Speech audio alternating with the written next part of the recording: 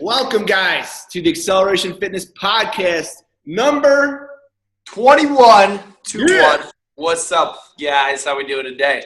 Yeah. My name is Ben Boudro, my sidekick, John Pep. Today, we have a very, very special guest, a guy that has really started this podcast, and I say it because most people we have on this podcast, we met through this guy, and this guy has given us so many opportunities. Me, John Papp, Matt Van Sumerman, Nick Parceliti, our whole business, but he's given opportunities to people all across the nation with his platform, Stack.com. I'll allow him to do his introduction. We have some cool things he's going to go over on the new transition with Stack.com and what's happening there, and we're going to get to know some cool stories about his journey on how he got to where he is now. So without further ado, guys, please welcome Andy Haley. Thanks, guys. I appreciate the great introduction.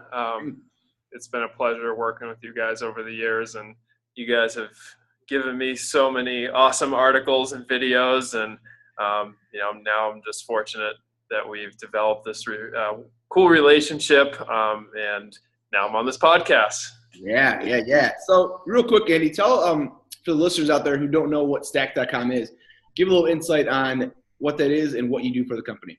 Cool. Yeah. Stack.com is all about empowering athletes with the best information out there so they can improve their sports performance. Not every athlete has access to a strength and conditioning coach or any real reliable training information outside of a lot of content that's geared towards just general fitness, bodybuilding, and things like that. So we really just focus on sports performance, and we're just trying to help athletes get better. At Stack, I oversee the training content, nutrition content. I'm the performance director here. So I'm writing a lot of original articles, working with guys like both of you to create content and really bring as many top experts into the Stack network as possible.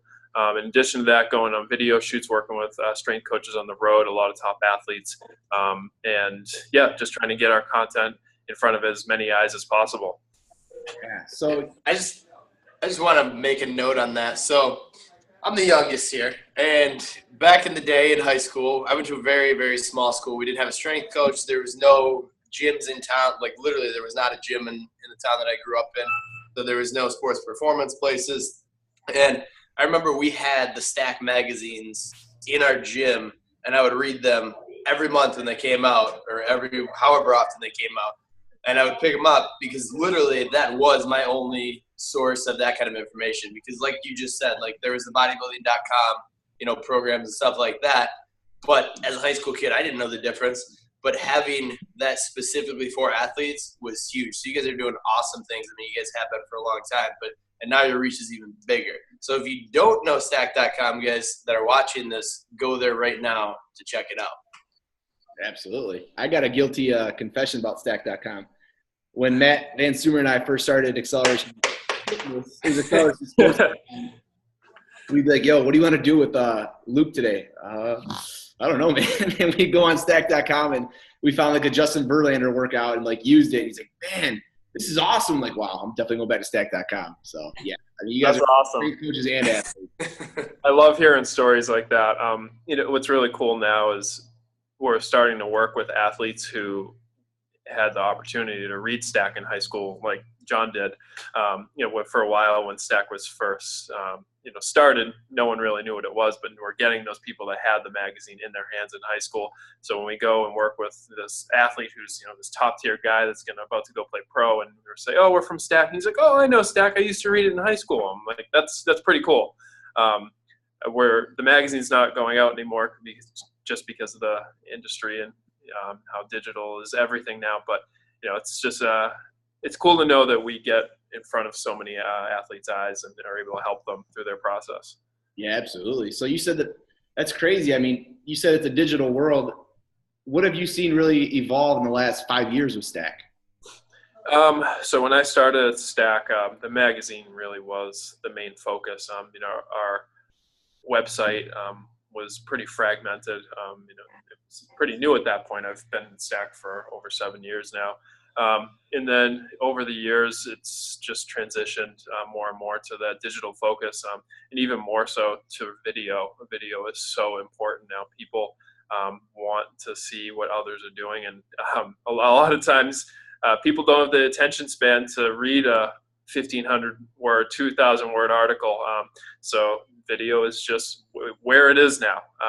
And you guys in particular have done such an awesome job submitting killer videos with your content. I know every time I see your content come through, I know I'm getting an awesome video to feature with it. So it just really makes it a lot more engaging, and people are more likely to share it. That's awesome, man. That's awesome. How long has Stack been around? When was Stack started? It's 2005. 2005. Okay, cool. Yeah. And how old are you, Andy? I'm 31. 31. Yeah. All right. Yeah, you're from Cleveland? I'm from Boston, born and raised in Boston, and lived there for 21 years. And then I ended up in Cleveland, went to Miami, Ohio, and now I live a few miles from the city, and it's awesome here. We love it. If I remember correctly, was that your first job coming out of college? Yeah. So I was really, really lucky. I went to Miami University and studied exercise science, and was actually planning on going to chiropractic school. Was all set up, ready to move in a few months down to Florida, and then I just sent out a resume to Stack just to see what would happen. It sounded like a really, really cool job. And I got an interview, and I got the job. I was surprised, and it was daunting at first because I didn't have a ton of media experience. I was exercise science guy. I was in the labs writing research papers and doing that kind of thing. Fortunately, I had some good writing skills to start with, and learned a lot pretty quickly here, and learned how to do media and everything. And it's been a great experience and a great ride. That's awesome. So we were kind of wondering, like, what's been the experience like? Because, I mean, you guys go all over the country working, to seek out the top athletes and coaches. Kind of talk about that. What's that experience been like, and maybe some cool stories or funny stories or anything like that? Cool. Yeah, that's one of my favorite things about the job is going. We fly to LA, Phoenix, all over the place. We came up and visited you guys, and we get to see these awesome training facilities who are training incredible athletes. And it's really, really cool to see, first of all, just the different facilities. You go to Phoenix and you go to Exos and you see the sprawling facility that, you go in there and they have everything that an athlete needs. Breakfast is prepared before they even walk in the door. When they finish a workout, they have a shake with a label on it waiting for them. How many athletes are there? How many athletes are there? Depends on the time of the day and what's going on. They usually have groups of about 15 or so, 20 people maybe. I'm not exactly sure. I've been there during Combine, and then it was before OTAs, there was a bunch of pro NFL guys there. So they were just training in groups. But, in addition to that, I've been out to Todd Durkin's place, which was awesome. He runs such a high energy environment. His energy is just contagious. You just want to go there and just bust ass. It's awesome. Been out in Boston at Mike Boyle's place, Eric Cressy's place, and they run just amazing facilities. You see guys there that are top tier athletes, or from top tier athletes to high school athletes, and they're just getting after it. And I actually used to train at Mike's place when I was in 7th grade. Mike Boyle's? Yeah, I lived. You're a big hockey guy, right? Yeah, big hockey guy. Yeah. And then out west in LA, there are so many training facilities, and that's where a lot of the Combine stuff is. There's Proactive, which is, they have an Orange County location and then one north of LA, and they run a really cool facility. And one of the best experiences I had on the road, they took their guys to some sand dunes right on the beach, and it was just massive dune. and they absolutely crushed these guys. But it was so cool because it was just this beautiful setting. And then a bunch of the guys like just hiked up to the top of the dunes afterwards, even though they were just gassed. And we're just sitting looking at the view, and it was just a really, really cool experience. Who were those guys? What sport were they from? Football. So it was trying to think of the main guys. Sua Cravens, Kenny Clark. I think those are the main two guys that people would probably know. That's awesome. You mentioned three guys who I look up to, and I know every single strength coach looks up to, you know, Todd Durkin, Eric Cressy, Mike Boyle. Did you get to meet those guys personally? Yeah. So I've met Eric multiple times. He's a great guy. I work closely with some of the guys that are under or at Cressy Sports Performance, like Tony Bonvecchio, and then formerly at Cressy Sports Performance, Tony Gentilcore, awesome guy. And Tony Gentilcore's not there anymore? No, he has his own place now. It's called Core, and I think just outside Boston. Gotcha. Good for him. And then Durkin, met him a bunch of times. Again, great guy. We did a video shoot with him. I think we knocked out like 45 videos in a day. The guy is just a machine. He's incredible. What would you notice about all three of those guys? Is there a common trait amongst those guys?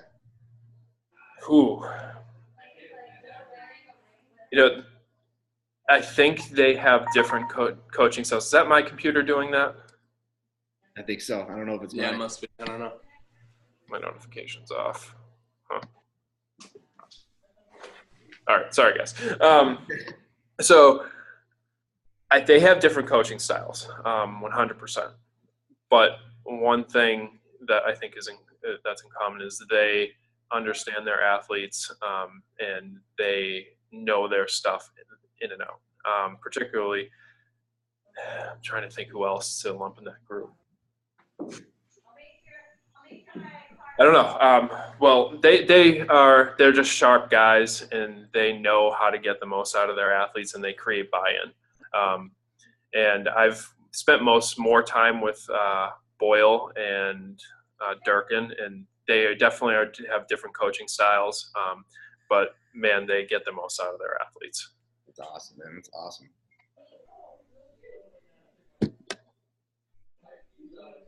So talk about what it was like to grow up in Boston, because you played hockey, right? Did you play in the college level?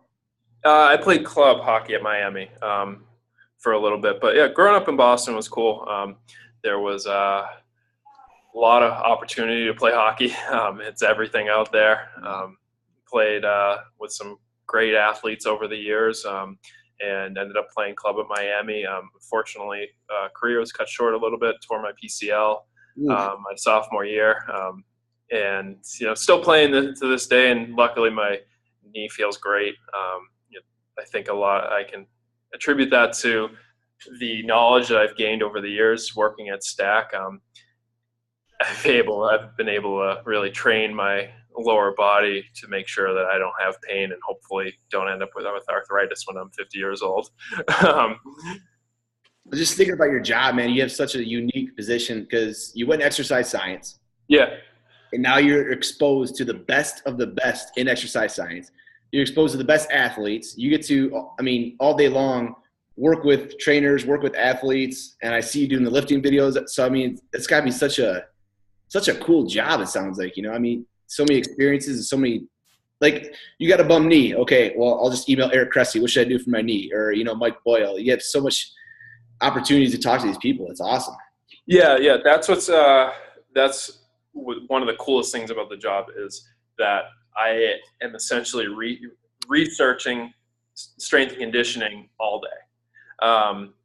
Whether that's just editing an article, I'm learning so much just editing an article, or talking to people. Like, if I have a shoulder injury, I hurt my shoulder bench pressing a couple months ago, I just text John Russin, and he gives me what I need to fix it, and now I'm feeling much better, and I have access to some of the top guys in the country. So a lot of their information is coming through me, and then being published on our site. So that's really, really cool. And another great thing is at Stack, we obviously, being a training-based company, we emphasize training.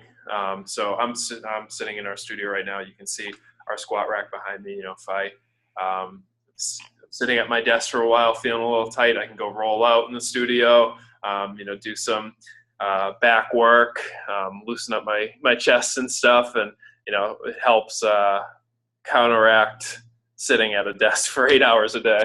Yeah, that's the best, man. That's one of the best parts of owning the gym is you can go foam roll real quick or get a yeah, it's nice. I mean, like if I played hockey, have anterior pelvic tilt, I probably will always have it to a certain degree, but I know sitting doesn't help that. So I can go do a couple stretches, foam roll my quads or whatever, but a couple times a day, and it really makes a big difference.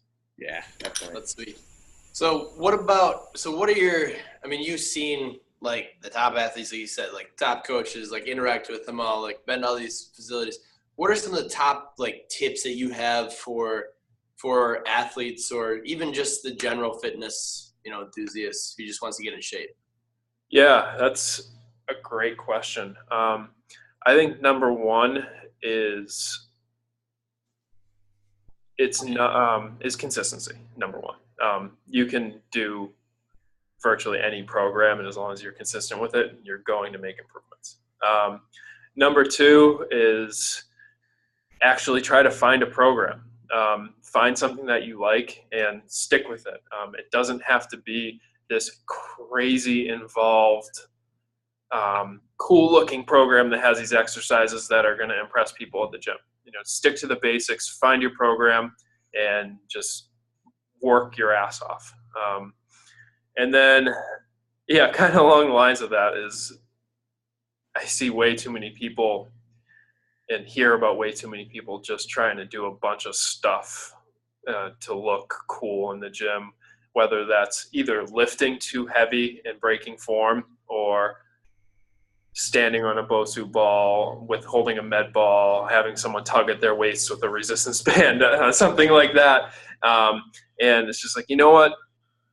Do your squats, do your deadlifts, do your benches and your push-ups and your pull-ups and rows and all that stuff, and you're going to get better. You don't need to do anything super crazy. I love it. Simplicity. Yes. I when I first got my job at Stack, I remember just loving like these really cool exercises, and I look at some of the early programs that I wrote, and they were just like 20 exercises on there. It would probably take someone an hour and a half and absolutely crush them.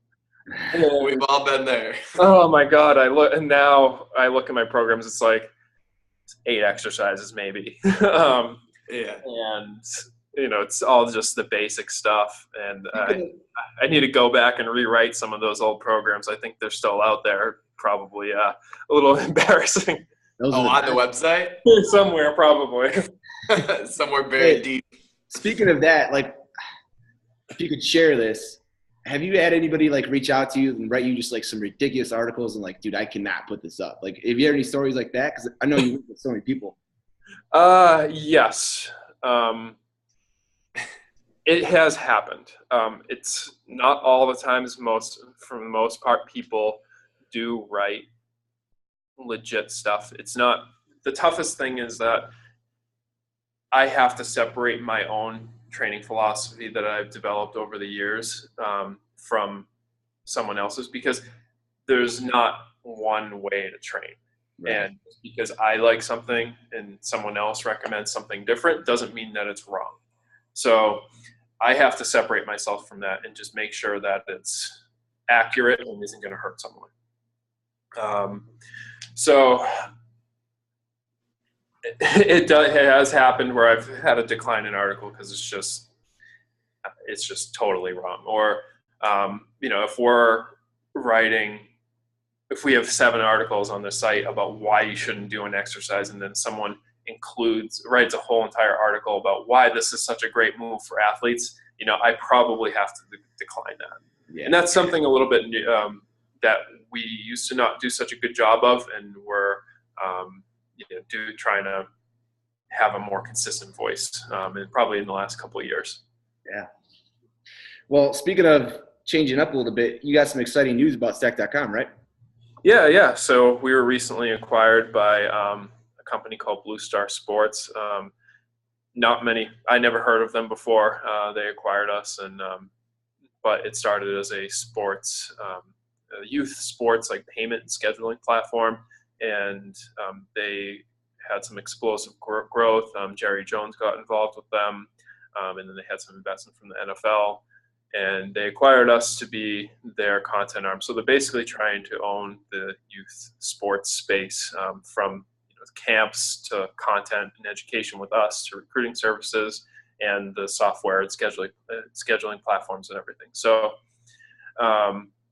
now there's still a lot of transition going on, but it should be really, really cool for us because we now have access to this massive built-in audience of about 45 million people, whether that's athletes or parents or 45 million.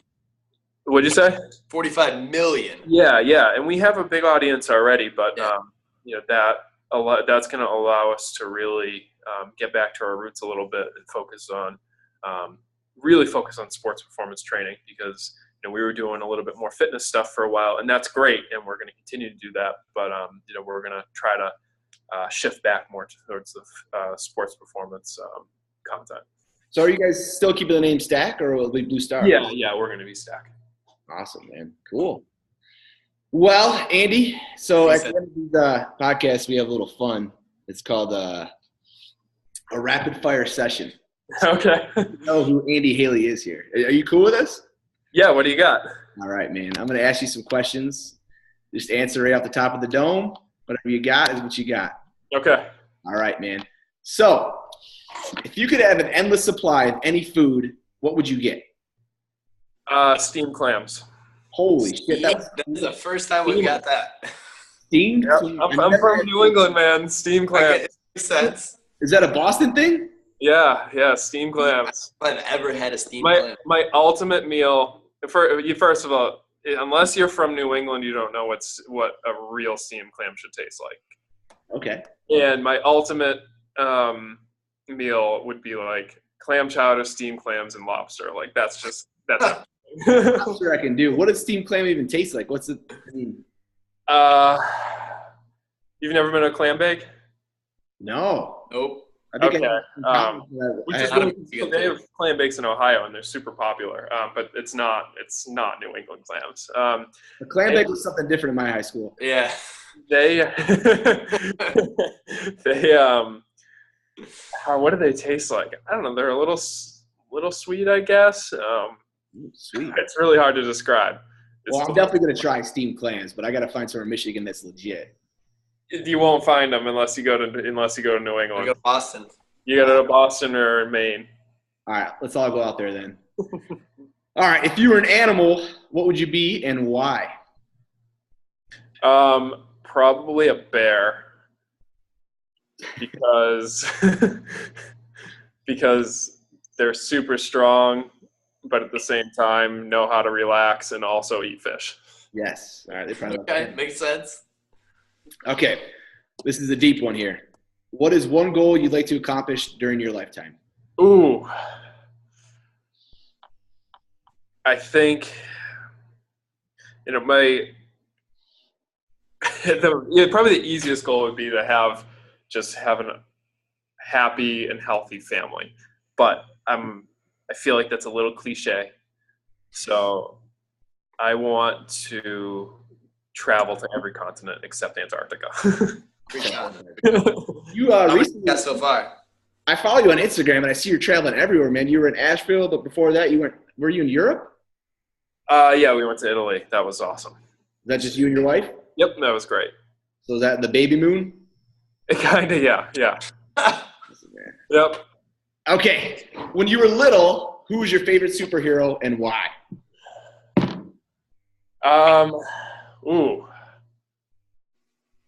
That's a tough question because I wasn't super into superheroes, but I would have to say Batman because, first of all, I feel like he's like the most realistic superhero. Like he's just a badass who has some sweet technology. He's a rich guy that can buy a bunch of cool stuff. Yeah. So actually exists out there is what you're saying. he could, like, theoretically, I guess he could be.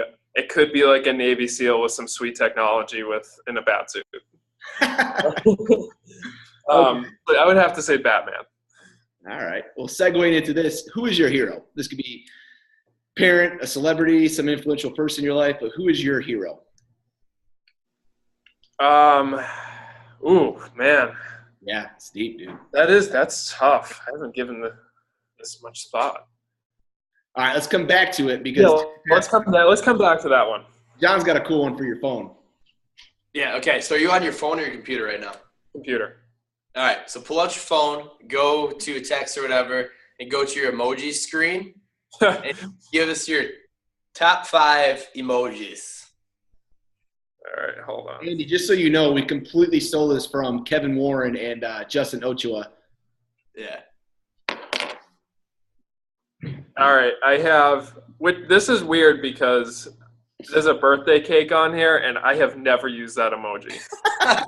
Hey, man, the phone don't lie. We're all friends. All right,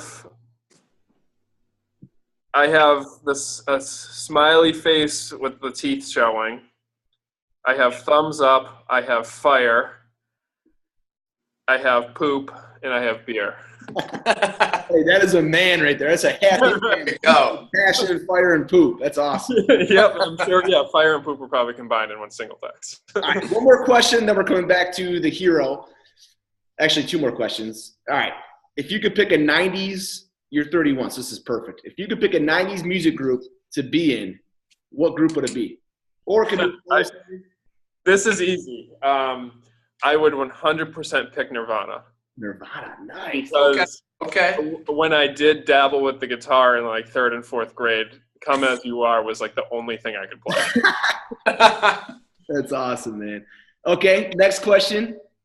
You could give a book. Sorry, you have one book to give somebody. What book is it? I would say Unbroken. I love that book. Have you read it? Yeah, I've not read it, but that's the one the movie's based off, right? Yes, the movie did not do it justice. No. I would choose Unbroken because it's a story of a man that was just put in the worst situations possible over and over and over again. And not only that, this was a guy who had a lot of promise in life. You know, he was running like 4-minute miles. He had a lot going for him. And somehow, some way, he managed to get out of those situations and live until recently. He passed away. And I just think it was an incredibly inspiring story that everyone should read and just appreciate that someone was able to achieve what he did, and you know, he did it for all of us in a trying time.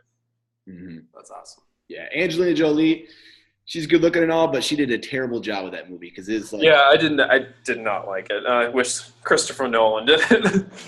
Yeah, I mean, anyways. Okay, so back to the question. This will be the last one. We'll wrap it up, and we'll make sure to add where we can reach you at and how we can follow Stack.com more. But who is your hero and why? Man, this is a tough one. I would have to say I'm going to have to say my mom, because she was a badass mom, first of all. She did a great job raising me and my brother. And she had some challenges throughout her life, and she's figuring them out now, and I think she's in a really good place. And I think she just kind of shows that not everything's going to go perfect, and you have to readjust your life and figure it out. So I would have to say my mom. That's awesome, man. That is sweet. Well, To wrap things up, Andy, I definitely want to thank you. Xceleration Fitness wants to thank you, but also, I don't know if you know this, but, me and John have been talking with Kevin Warren, Justin Ochoa, different guys in the industry. We're developing relationships with them, like they're our boys now. And that's all because of you connecting us. So from Xceleration Fitness, from all of us, man, thank you for everything you do. Thank you. I appreciate it. And thank you for what you guys do. You've helped me and Stack tremendously. And we wouldn't be here if you guys didn't really take that opportunity that we present and crush it. Not everyone does what you guys do. So I look forward to every time I see one of your articles in the draft queue because I know it's good and I know you guys put passion into it. Hey, thank you. And another thing before we go too, for listeners out there, make sure you congratulate Andy Haley because he's going to become a father on March 6th of this year. Thank you. I appreciate it. All right, Andy, where can we find you at? Stack.com. If you want to find my articles, you can just search Stack.com, Andy in Google, and I'll come up. And that's right, it. There we go. Have a great day, Andy. Friday. Thanks, guys. Have a good one. All right, see you, man. Yeah.